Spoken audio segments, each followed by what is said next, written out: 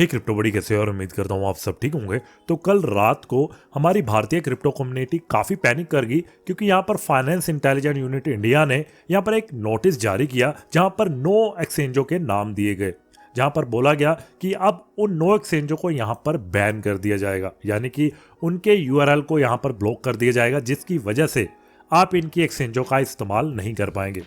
तो यहाँ पर बहुत सारे भारतीय यहाँ पर पैनिक कर रहे थे। वो सोच रहे थे कि क्या हम इससे फंड निकाल के दूसरी एक्सचेंज पर ले जाएं। तो आपको पैनिक करने की बिल्कुल भी ज़रूरत नहीं है, क्योंकि यहाँ पर इसको समझने की आपको ज़रूरत है। अगर आप किसी को चीज़ को समझेंगे तो आपको ईजिली यहाँ पर ज्ञान होगा कि इसमें डरने वाला तो कुछ था ही नहीं। तो उसके बारे में ही आज हम यहाँ पर बात करने वाले। तो वीडियो के साथ बने रहिएगा, क्योंकि ये वीडियो आपके लिए हेल्पफुल रहने वाली है। आपके मन में सवाल हैं, आशंकाएं हैं, वो सब यहाँ पर दूर होने वाली हैं। तो वीडियो को शुरू करते हैं, पर उससे पहले वीडियो को लाइक कर दीजिए, क्योंकि एक लाइक भाई को मोटिवेट करता रहता है। और जो चैनल पर पहली बार है तो चैनल को सब्सक्राइब करना मत भूलिएगा।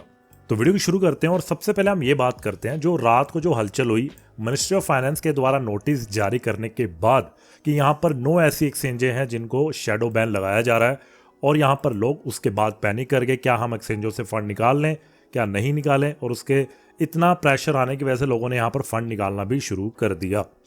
बट सच्चाई ये है कि अगर आप ध्यान से पढ़ते हैं तो आपको आइडिया लगेगा कि इसमें डरने वाली तो बात ही नहीं थी। सबसे पहले हमें ये जानना जरूरी है कि शैडो बैन क्या है। उसके बाद हम ये जानेंगे कि मिनिस्ट्री ऑफ फाइनेंस ने यहाँ पर ये नोटिस क्यों जारी किया। तो जो शैडो बैन है, अगर आप शैडो बैन को समझेंगे तो आपको आइडिया लगेगा कि आपकी डेली रूटीन में ये आपको रोज देखने को मिलता है, कुछ लोगों के साथ, कुछ अपने दोस्तों के साथ, कुछ अपने साथ भी। यानी कि फॉर एग्जांपल आप कई हैशटैग ऐसे यूज़ करते हो जैसे कि वो बैन है कि वैसे आपकी पोस्ट वहाँ पर दिखाई नहीं देती थी, या फिर आप कोई स्कैम वाला हैशटैग यूज़ कर देते हो कि how to earn money, hashtag bitcoin earn free, ऐसा कुछ। तो वो हैशटैग बैन है, जो कि प्लेटफॉर्म भी डेली रूटीन पर वो चेक करके उसको बैन और अनबैन करता रहता है। यानी कि प्लेटफॉर्म के बाद भी वो एज अ परमिशन होती है, वो पोस्ट भी डिलीट कर सकता है। अगर उनको पोस्ट लगती है कि उनकी पॉलिसी के विरुद्ध जा रही है तो वो भी डिलीट कर सकते हैं। तो इसमें शैडो बैन का मतलब ये है कि यहाँ पर गवर्नमेंट एनी टाइम यूआरएल को ब्लॉक कर सकती है। यूआरएल यानी कि अगर आप कोई वेबसाइट खोलते हो तो आपको वेबसाइट कुछ इस तरह से दिखाई देगी, this site can't be reached. But उसके बावजूद अगर आप वीपीएन या फिर आप अपने फ़ोन में चलाते हो या अपने कोई वाईफाई प्रोवाइडर से यूज़ करते हो तो उसमें ये वेबसाइट ईजिली वर्क करती हैं। ठीक है, तो इसमें ऐसा नहीं है कि यूआरएल ब्लॉक हो गया तो प्लेटफॉर्म को ही बैन कर रहे हैं, नहीं, वो यूआरएल को यहाँ पर बैन कर सकते हैं। सकते, ऐसा नहीं कि कर रहे हैं, सकते, वो कर सकते हैं। क्योंकि पर यहाँ पर फाइनेंशियल इंटेलिजेंस यूनिट इंडिया का दावा है कि जो 9 एक्सचेंजें हमने यहाँ पर शॉर्ट लिस्ट की हैं वो हमारे पीएमएलए एक्ट को, रूल को फॉलो नहीं करती हैं। PMLA act money laundering act है जो 2002 में भारत में बनाया गया था, पर क्रिप्टो में G20 के दौरान ही इसको लागू किया गया है। यानी कि कोई पैसा भारत से आप किसी दूसरी कंट्री में भेजते हो तो वो पीएमएलए एक्ट में आता है। तो उनका ये कहना था कि जो जो एक्सचेंजें फॉलो करेंगी उनको हम एज अ रूल्स के हिसाब से हम उनके साथ कोऑर्डिनेट करेंगे। बट जो एक्सचेंजें हमारे यहाँ पर रूल्स को फॉलो नहीं कर रही हैं तो उनके यूआरएल को हम ब्लॉक कर देंगे। तो ये नोटिस 6 महीने पहले से एक्सचेंजों के पास गया हुआ है, जिसमें से कुछ एक्सचेंजों ने यहाँ पर जो डिटेल है उनको दे दी है कि फॉरेन में जितनी भी ट्रांजैक्शन हुई हैं वो उन्होंने यहाँ पर डिटेल शेयर कर दी। बट ये 9 एक्सचेंज हैं जिन्होंने शेयर नहीं किया अभी तक, तो इन्होंने एज अ नोटिस के तौर पर यहाँ पर डिस्प्ले किया है। अगर हम बात करते हैं कि ये नोटिस एक्चुअल में पब्लिश करने की वजह क्या थी, उसके पीछे की वजह यह है कि जब कोई भी गवर्नमेंट या कोई भी ऑथराइड यूआरएल को ब्लॉक करती है किसी बड़े फाइनेंस सिस्टम को, तो वो एज अ नोटिस के पर्पस पे शो करती है, एज अ उनको हिंट देने के लिए कि देखो अगर आप नहीं देते हो तो हम आपके यूआरएल उड़ा देंगे। फिर बाद में ना कहना कि हमारे यूआरएल भारत में नहीं शो हो रहे, हमें लॉस हो गया, या फिर बाद में आप कोई कंप्लेंट करो, केस डालो, तो वो हम चीज़ें फेस नहीं करेंगे। तो हम पहले ही आपको वार्न कर रहे हैं कि अपनी डिटेल हमें दे दो। ठीक है, तो गवर्नमेंट जो बाकी एक्सचेंज है वो इसको पढ़ने के बाद वो अपनी अपनी डिटेल देती रहेंगी। हो सकता है कि कई लोगों ने, आदियों ने दे दिए, जैसे बायबिट का नाम नहीं है, ठीक है, क्यों बायबिट एक्सचेंज और ओकेएक्स एक्सचेंज का नाम नहीं है। हो सकता है कि उन्होंने यहाँ पर अपने जो रूल्स फॉलो करते हैं वो उसके अंडर ही काम कर रहे हैं, है ना, तो उनके नाम नहीं है। तो धीरे धीरे जो जो डिटेल्स शेयर करते रहेंगे उनका इन लिस्ट से यहाँ पर नाम कटता रहेगा।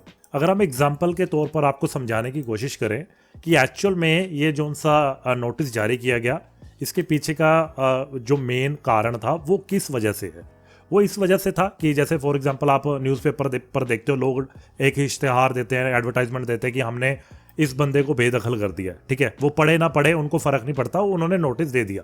उसके बाद 1 दिन बाद, 2 दिन बाद, 7 दिन का समय होता है, उसके बाद कोई रिप्लाई नहीं करता है, तो वो कोई भी जो चीज़ है, प्रॉपर्टी अगर किसी और के नाम करनी है या फिर पेरेंट्स ने किसी और को देनी है, तो वो आराम से इजीली दे सकता है, ठीक है।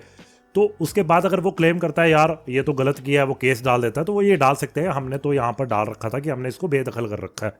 वो कल को क्लेम भी करेगा तो कहेंगे हाँ भी एक वहाँ पर न्यूज़पेपर पे तो दे रखा था, यानी कि इनडायरेक्टली उनका पॉजिटिव पॉइंट वहाँ पर हो जाता है। उसी तरह यहाँ पर मिनिस्ट्री ऑफ जो फाइनेंस है उन्होंने मेंशन कर दिया आरबीआई से मिलजुल के कि हाँ भाई ये हम कर रहे हैं, यूआरएल आपका उड़ा देंगे। अगर बाई चांस एक्सचेंजें कहती हैं भाई यूआरएल क्यों उड़ाया, तो वो कह सकते हैं कि हमने तो नोटिस जारी किया था, आपने नहीं पढ़ा, हमारी थोड़ी गलती है। अगर आप देखेंगे एक्सचेंज के साथ पूरा डिटेल एड्रेस भी दिया गया है, वो असली वजह ही वही है, मेंशन करने के लिए और इनडायरेक्टली प्रेशर बनाने के लिए भी कि आप अपनी इन्फॉर्मेशन दें, नहीं तो आपका यूआरएल बंद कर देंगे। एक्सचेंज नहीं बैन कर सकते, कोई भी एप्लीकेशन बैन नहीं कर सकते, वो गवर्नमेंट का सीधा राइट होता है। बट ये जैसे जैसे रूल फॉलो नहीं करेंगे और चीज़ें नहीं करेंगे, इंडिया के अंदर काम नहीं करेंगे, तो हो सकता है भविष्य में कुछ एक्शन ले। बट ऐसा नहीं होगा कि रातों रात उसको बैन कर दिया और आप बैठे हो यार विड्रॉल नहीं हो रहा, ऐसा नहीं है, सबको समय मिलेगा।